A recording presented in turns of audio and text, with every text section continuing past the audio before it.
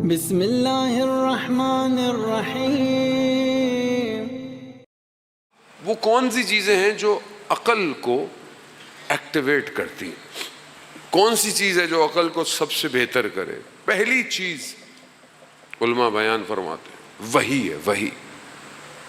نہج البلاغہ میں نے پہلے بھی عرض کیا کہ امام نے فرمایا اللہ نے نبیوں کو مبعوث اس لیے کیا تاکہ یہ دفن شدہ عقلیں باہر آئیں۔ پہلی چیز وحی ہے، وحی عقل کو کمال پہ لے کے جاتی ہے۔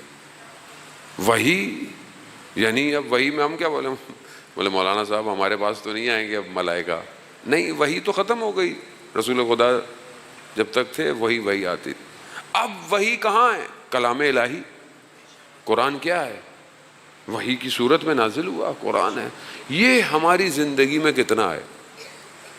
قرآن عقل کو رشد دیتا ہے، اتنا ہی معاشرے میں قرآن کو ہلکا کر دیا ہم نے۔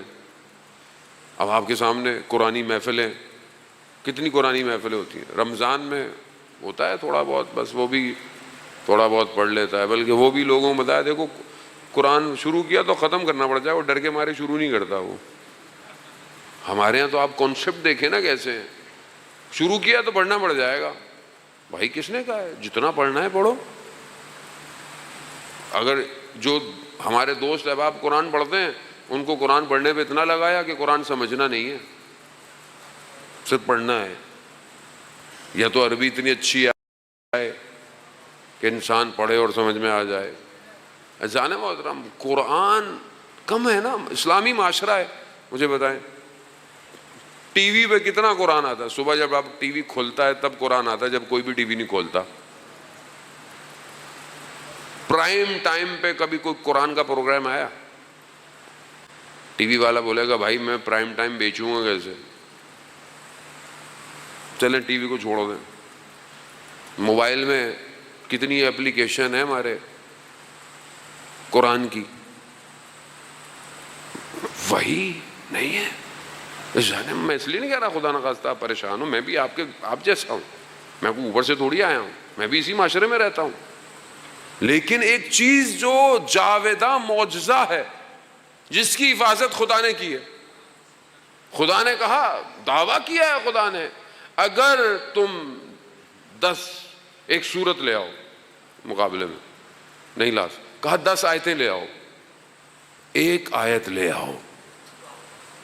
معاشرہ کیسا تھا؟ وہ معاشرہ جاہل معاشرہ تھا، لیکن فصاحت و بلاغت میں اپنی اوج پہ تھا عرب کا معاشرہ۔ ادیب تھے، دانش، لکھنے میں بہت کمال پڑھتے۔ جب سورہ کوثر نازل ہوئی، رسول خدا نے سورہ کوثر کو خانہ کعبہ پہ لٹکا دیا۔ کیا تھا؟ 3 آیتیں، 3 آیتیں، چھوٹی چھوٹی آیتیں۔ بسم اللہ الرحمن الرحیم، انا اعطینا کل کوثر فصلی لربک وانحر انا شانئک هو الابتر۔ بس وہ جاہل تھے لیکن فصیح و بلیغ تھے، انہوں نے نیچے لکھ کے لگا دیا ما ھذا کلام البشر، یہ بشر کا کلام نہیں ہے۔ اذان محترم، قرآن وہی عقل ایکٹیویٹ ہوتی ہے قرآن سے، اتنا قرآن کو کنارے پہ کر دیا۔ آج معاشرے میں قرآن تلاوت نہیں ہے، قرآن کی تفسیر نہیں ہے، قرآن کا ترجمہ نہیں ہے۔ پہلی چیز ہے یہ اذان محترم، وہی۔ کوئی چیز آپ کو روش نہیں، وہ خالق جانتا ہے مخلوق کو، جس نے بنایا ہے وہ جانتا ہے اس کے سافٹ ویئر کو میں نے اپڈیٹ کیسے کرنا ہے، وہ جانتا ہے نا، اسی کی لینگویج وہ جانتا ہے۔ دوسری چیز عقلوں کو جو رشد دیتی ہے وہ علم ہے، علم حاصل کرے، حتیٰ ماں کی گود سے لحد تک، حدیث ہے، علم حاصل کرے۔ اور میں کل انشاءاللہ زندگی رہی تو سالم عقل کی نشانیاں بتاؤں گا، اس کے اندر بھی علم ضروری ہے، رکے نہیں۔ کوئی بھی علم ہے، پڑھتے رہے، فزکس پڑھیں، کیمسٹری پڑھیں، میتھس پڑھیں، جیوگرافی پڑھیں، آرٹس پڑھتے رہے۔ علم رشد دیتا ہے۔ جو شخص کتاب پڑھتا ہو وہ اس سے بہت بہتر ہے جس نے کتاب نہیں پڑھی. معاشرے میں علم بھی کم ہو گیا ہے, شارٹ کٹ زیادہ ہو گیا ہے.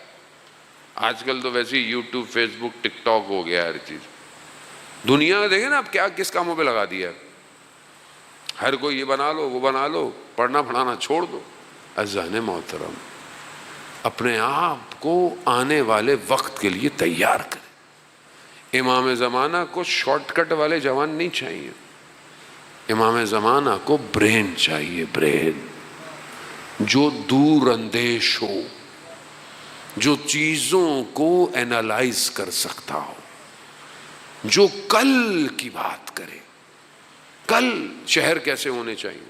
شہر میں بارشیں ہوتی ہیں, کبھی زیادہ ہو جاتی ہیں کبھی کم ہو جاتی ہیں. انسان بارشیں کیا کریں, ہر سال ہی ہوتی ہیں, ہر سال ڈوب رہے ہیں. تو عقل کیا کہتی ہے؟ اگر عقل ہو, جب عقل نہیں ہوگی تو کچھ بھی نہیں ہوگا. عقل کیا کہتی ہے؟ کوئی سسٹم بناؤ. اچھا کہاں سے بنائیں؟ اب عقل سو رہی ہیں, عقلیں کہاں سے سوچیں بھائی؟ خود نہیں سوچو, ان ملکوں سے لے لو جن کے یہاں پورا سال بارش ہوتی ہے. عقل تو یہ کہتی ہے نا, مطلب بھائی میرے گھر میں ایک مسئلہ آ گیا, مجھے سمجھ میں نہیں آ رہا, تو میں برابر والے گھر سے پوچھوں بھائی آپ کے یہاں بھی مسئلہ ہے لیکن آپ کے یہاں تو سب صحیح چل رہا ہے, میرے یہاں پرابلم ہے. تو عقل تو یہی کہے گی نا کہ بھائی ان سے سسٹم لے لو. لیکن ہمارے پاس تو فرصت کہاں ہے. جو آتا ہے وہ پچھلے کی برائی کرتا ہے, پھر وہ آتا ہے وہ اگلے کی برائی کرتا ہے, اور قوم اسی میں مزے لے رہی ہے. بھائی آپ خود بنا لو کوئی سسٹم. ایک کالونی, ایک گلی, ایک سوسائٹی سسٹم نہیں بنا سکتے. جب آس پاس والے نہیں بنا رہے تو آپ میں ابھی یہ سیالکوٹ کے پاس کسی ایک بالکل بارڈر والی سائٹ پہ کہیں پڑھنے گیا, پتہ نہیں کتنے کلومیٹر سڑک ایک شخص نے بنائی. اس کا گاؤں تھا, رہتا نہیں وہ یہاں, لیکن اس کا گاؤں تھا, اس کو اللہ نے پیسہ دیا, اس نے پتہ نہیں کتنے کروڑ خرچ کر کے خود سڑک بنائی ہے. میں نے وہاں جاتے ہوئے میں یہی دعا کی, میں نے کاش ہر آدمی اپنی اپنی سڑکیں اگر خود بنا لے بھائی, تو کم از کم یہ سڑک تو صحیح ہوگا. آپ کب تک دوسرے کو برا بھلا بولتے رہو گے؟ لیکن مشکل یہ ہے کہ ہماری بیسکس کو حل نہیں کیا گیا. ہمیں اپنی بیسکس میں نیوکلیر پاور ہوتے ہوئے ہماری بجلی چلی جاتی ہے, آئل اتنا ہوتے ہوئے پیٹرول مہنگا ہے. مشکل عقلوں کی ہے نا, عقل آ کے بیٹھی نہیں رہی ہے. کوئی عقل مند آ کے بیٹھے تو کام کرے. جہاں حسد, جہاں تہمت, جہاں نفاق, منافقت ہو, وہاں عقلیں تھوڑی کام کرتی. جہاں انسانیت کی خدمت نہ ہو. آپ دوسرے ملکوں میں جا کے دیکھیں, ظاہراً کچھ لوگ مسلمان ہیں, کچھ لوگ مسلمان نہیں بھی ہیں بہرحال, لیکن آپ دیکھیں انہوں نے اپنے قوم کی بیسکس نیڈس کو پورا کر دیا ہے, تب مائنڈ ایکٹیویٹ ہوتا ہے نا. اب ملیشیا میں چلے جائیں آپ, پورا سال بارش ہے, ٹراپیکل سیزن ہے, اتنی بارش ہوتی ہے یہ پلر نظر نہیں آتا. 10 منٹ بعد آپ نیچے اتریں, پانی کہاں گیا, کہاں گیا؟ سسٹم بنایا, روڈ ایسے ہیں ایبزارب کر لیتے, نکال لیتے. خوب انسان نے بنایا ہے, کوئی فرشتے نہیں ہیں. یہ چھوٹی سی مثال ہے یہ, کیونکہ عقلیں سلا دی گئی ہیں. پوری قوم کی عقل سلا دو.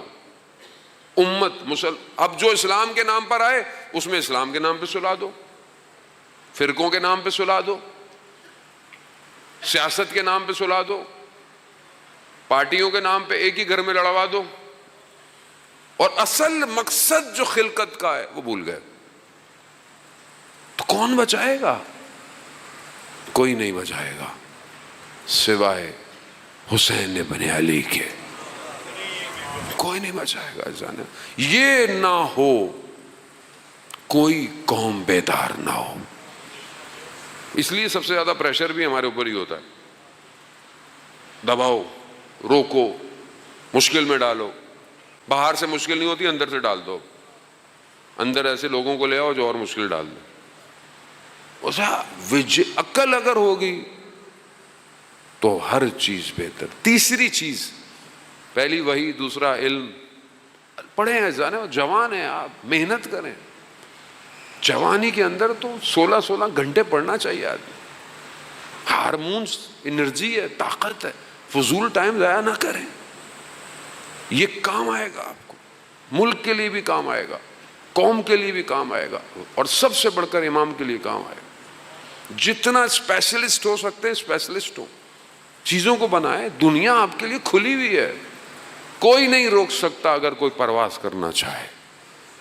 اور خاص طور پر جب آپ امام کے لیے کچھ کرنا چاہیں تو امام خود آپ کی نصرت کرتے ہیں.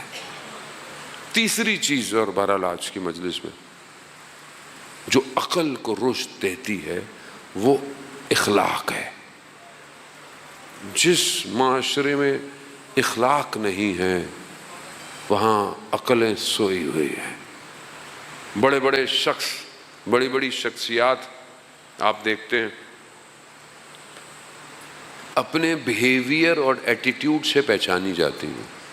ایسی ہے نا, اب مین بیہائنڈ ہز ٹنگ قال امیر المومنین ہے. امام فرماتے ہیں انسان اپنی زبان کے پیچھے پوشیدہ ہے, جب زبان کھولتا ہے تب پتہ چلتا ہے یہ کیا ہے. اور جس کی اندر تربیت نہ ہو وہ سامنے سے جتنا اچھا ہو اتنا اندر سے برا ہے. باہر جتنی خوشبو لگا لیں, اصل خوشبو اندر سے پتہ چلتی ہے. اخلاق بہت ضروری ہے. معاشرے میں ٹیمپرامنٹ ختم ہو گیا ہے, اخلاق ہی نہیں. ذرا سی بات پہ لڑائی ہو گئی, ذرا سی بات پہ غصہ آ گیا, کوئی روڈ کراس کر رہا تھا, کسی کی گاڑی گزر رہی تھی, کوئی گھر میں یوں چلا گیا. ٹیمپرامنٹ, اخلاق. یہ واقعہ میں پہلے بھی آپ کی خدمت میں پڑھ چکا ہوں. دیکھیں اخلاق عقل کو رشد دیتا ہے. ملا مہدی ناراکی جو ملا احمد ناراکی کے والد تھے, انہوں نے کتاب لکھی جامع سعادہ, اخلاق پہ کتاب تھی. اس کا جو خلاصہ ہے وہ معراج و سعادہ ہے.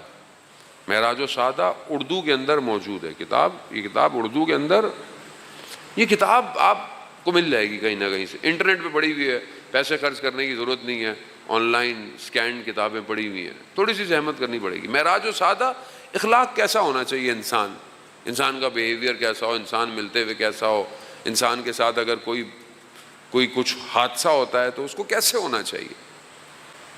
ابھی میں ملا احمد ناراکی پہ کیسے جاؤں, اذان موت. ملا مہدی ناراکی نے جب یہ کتاب لکھی عربی میں تھی تو ہر جگہ بہت پذیرائی ہوئی, ایکسیپٹ ہوئی, بڑی لوگوں نے تعریف. تو یہ نجف چلے گئے, نجف کے پڑھے ہوئے تھے, واپس چلے گئے تھے, پھر نجف زیارت پہ گئے. جب علماء کو پتہ چلا کہ ملا مہدی ناراکی آئے ہوئے ہیں تو سب ملنے آئے کہ ماشاءاللہ آپ نے بڑی زبردست کتاب لکھی اور کیا بات ہے. ایک عالم ملنے نہیں آیا. کون ملنے نہیں آیا؟ سید مہدی بحر العلوم. جمعے کا دن ہے, مجھے بریکٹ کھولنے دیں تاکہ میں بتاؤں کہ یہ سید مہدی بحر العلوم کون ہے. وہ ہستی ہے کہ جسے مسجد سہلا میں امام حاضر نے سینے سے لگا کر علم کو منتقل کیا. وہ ہستی سید, بزرگ ہستی, اور اتنی بڑی ہستی ہے, جانے میں آپ کو کہاں لے کے جاؤں میں اب آپ کو. اتنی بڑی ہستی ہے کہ علامہ طباطبائی کے بھائی سید حسن الہی طباطبائی نے جو شخص روحیں بلاتا تھا اس سے کہا روح کو, تو پیغام آیا 2 روحیں نہیں آ سکتی, سید مہدی بحر العلوم اور سید ابن طاؤس کی, جنہوں نے مقتل لہوف لکھا ہے. ان 2 کی روحیں نہیں آ سکتی. کہا کیوں؟ کہا امیر المومنین کے دربان ہیں. اس مقام پر, اس عالم میں, عالم دوسرا ہے, عالم برزخ ہے دوسرا ہے. ابھی میں وہاں آپ کو لے کے جاؤں گا تو آپ واپس آنا مشکل ہو جائے گا, ابھی ادھر ہے. اب وہ سید مہدی ملنے نہیں آئے. اب آپ کو پتہ چلا کتنی بڑی ہستی ہے, ملنے نہیں آئے. ملا مہدی ناراکی نے کہا کہ میں خود چلا جاتا ہوں. جانے لگے تو اطراف میں جو ہمارے جیسے لوگوں, میں تو خود ایسے ہی ہوں ویسے, دوسروں کیا بولوں, کہاں جا رہے ہیں؟ ان کو آنا چاہیے تھا، آپ کہاں جا رہے ہیں؟ تو انہوں نے کہا نہیں وہ سید ہے، بزرگوار ہے. میں گئے، درس دے رہے تھے، درس ختم ہوا، اٹھ کے چلے گئے، یہ بھی اٹھ کے چلے گئے، کوئی بات نہیں ہوئی. کچھ دن گزرے، انہوں نے کہا پھر چلتا ہوں میں. تو آس پاس تھے، کہتا بس کر دیں، کافی مولانا بھائی، وہ آپ کی طرف توجہ ہی نہیں دے رہے. کہا کوئی بات، سید ہے، بزرگوار ہے. گئے، درس ختم ہوا، وہ بھی اٹھ کے چلے گئے، یہ بھی اٹھ کے چلے گئے. یہ پھر کربلا گئے، سامرا کاظمین زیارتیں کرتے کرتے واپس نجف آئے، اور اب واپس جا رہے تھے اپنے گھر کی طرف. تو انہوں نے کہا چلو اب آ ہی گیا ہوں تو ایک اور دفعہ ان کی خدمت میں چلتا ہوں.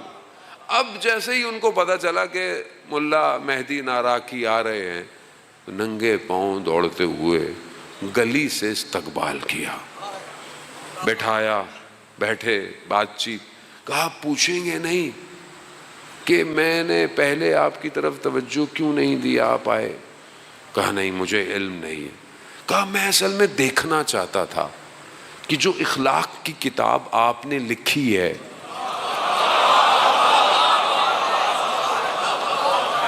وہ اخلاق آپ میں پایا جاتا ہے یا نہیں جاتا. اذان مطلب اخلاق عقل کو رشد کرتا ہے. اب آپ دیکھ لیں معاشرے میں جو ہمبل ہے وہ کہاں بیٹھا ہوا ہے. ایسے بڑا آدمی نہیں بن سکتا. دا بگ پیپل، بڑا آدمی ہمبل ہوتا ہے، چھوٹا ہوتا ہے، تھوڑی تھوڑی بات پہ پھٹکنا شروع کرتا ہے، چھوٹا آدمی ہے بہت. انسان اپنی ظرفیت سے پہچانا جاتا ہے، بڑا ہوتا ہے. عقل، رشد کے یہ 3 فیکٹر ہیں عزیزان محترم. جمعے کا دن ہے، امام کے ظہور کا متوقع دن، مگر امام نہیں آئے، ابھی تک تو نہیں آئے. ہم میں سے کتنوں نے امام کو یاد کیا؟ ہم میں سے کتنوں نے امام کو پکارا؟ عزیزان محترم، وہ غیبت کے پردے میں ہمارا انتظار کر رہا. دعائے نتبہ کہ بہرحال مجھے توفیق نہ ہو پائی آج پڑھنے کی، خدا ہم سب کو توفیق دے دعائے نتبہ پڑھنے کی.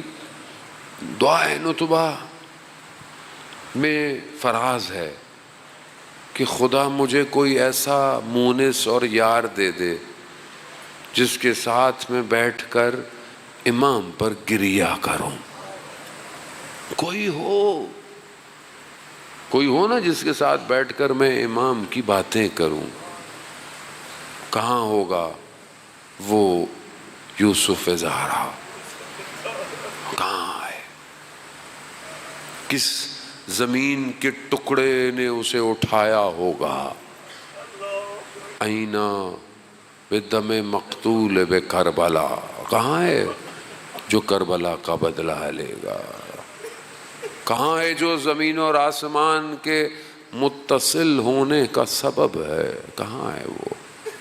کبھی انسان بہرحال اپنے آپ سے باتیں کرے، جانے وہ غیبت کے پردے میں دیکھ رہا ہے یہ مجھے پھکارتے نہیں ہیں. ایک عالم دین کی جو امام سے ملاقات ہوئی تو دیکھا کہ امام کی آنکھیں بہت چھوٹی چھوٹی ہوئی ہیں. کہا مولا آپ کی آنکھوں کو کیا ہوا؟ کہا گریے کی وجہ سے. کہا مولا کس پہ گریہ کرتے ہیں؟ کہا مجھے کسی اور سے تو امید نہیں ہے مگر جو الجل کہتے ہیں اور جب وہ گناہ کرتے ہیں. عزیزان محترم، خدا آپ کو سلامت رکھے، خدا آپ کو سلامت. وقت کے امام کے لیے ہر کوئی نہیں رو سکتا، نہیں رو سکتا. کمال ہے. آپ تڑپیں گے تو وہ آئے گا. تڑپنا شرط ہے.